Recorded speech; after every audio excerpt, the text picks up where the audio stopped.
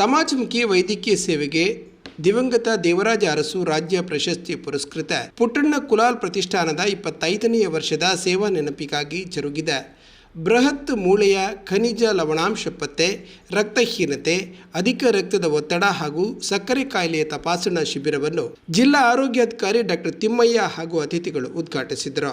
ಜನಸಾಮಾನ್ಯರಿಗೆ ಕಾಯಿಲೆಗಳ ಬಗೆಗಿನ ಮಾಹಿತಿ ಹಾಗೂ ವೈದ್ಯಕೀಯ ಕ್ಷೇತ್ರದ ಜ್ಞಾನವನ್ನು ಹಂಚುವ ಮತ್ತು ಅದನ್ನು ಜನಸಾಮಾನ್ಯರಿಗೆ ಮುಟ್ಟಿಸುವ ಆರೋಗ್ಯ ಜನಜಾಗೃತಿ ಕೆಲಸ ವೈದ್ಯಕೀಯ ಆರೋಗ್ಯ ಜನಜಾಗೃತಿ ಶಿಬಿರಗಳಿಂದ ನಡೆಯಬೇಕು ಎಂದು ತಜ್ಞ ವೈದ್ಯರುಗಳು ಅಭಿಪ್ರಾಯಪಟ್ಟರು.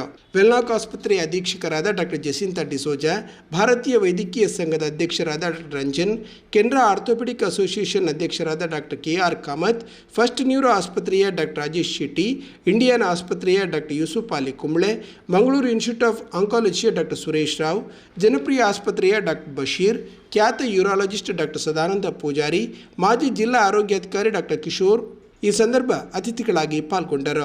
ಶಿಬಿರದಲ್ಲಿ ಪಡೀಲ್ ಹಾಗೂ ಅಡ್ಯಾರ್ ಪ್ರಾಥಮಿಕ ಆರೋಗ್ಯ ಕೇಂದ್ರದ ವ್ಯಾಪ್ತಿಯ ಎಲ್ಲ ಕ್ಷಯ ರೋಗಿಗಳಿಗೆ ಪೌಷ್ಟಿಕಾಂಶದ ಆಹಾರ ಕಿಟ್ ಅನ್ನು ವಿತರಿಸಲಾಯಿತು. ಪುಟ್ಟಣ್ಣ ಕುಲಾಲ್ ಪ್ರತಿಷ್ಠಾನದ ಹಿತೈಷಿಗಳಾದ ಕರ್ನಾಟಕ ಸರ್ಕಾರದ ವೈದ್ಯರ ದಿನಾಚರಣೆಯ ರಾಜ್ಯ ಡಾಕ್ಟರ್ ಬಿಸಿ ರಾಯ್ ಪ್ರಶಸ್ತಿ ಪುರಸ್ಕೃತ ಡಾಕ್ಟರ್ ಕಿಶೋರ್ ಹಾಗೂ ಡಾಕ್ಟರ್ ಸದಾನಂದ ಪೂಜಾರಿ ಅವರನ್ನು ಸನ್ಮಾನಿಸಲಾಯಿತು.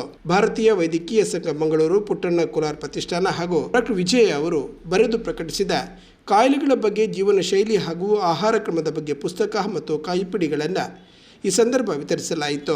ಸಂತೋಷ್ ಶೆಟ್ಟಿ, ಸೂರಜ್ ರೈ, ಸುರೇಶ್ ಆಚಾರ್, ನಿಶ್ಚಿತಾ ಕಿರೋಡಿಯನ್, ಶ್ರೀಮತಿ ಮಮತಾ ಕುಲಾಲ್, ಕುಮಾರಿ ಅನನ್ಯ ಕುಲಾಲ್, ತಿಮ್ಮಪ್ಪ ಕುಲಾಲ್, ದೇವದಾಸ್ ಶೆಟ್ಟಿ, ವಿಶ್ವನಾಥ್ ಪೂಜಾರಿ ವೀರನಗರ ಮುಂತಾದವರು ಸಂಯೋಜಿಸಿದ ಕಾರ್ಯಕ್ರಮದಲ್ಲಿ ಶ್ರೀಮತಿ ಪವಿತ್ರ ಪ್ರಾರ್ಥಿಸಿದರು.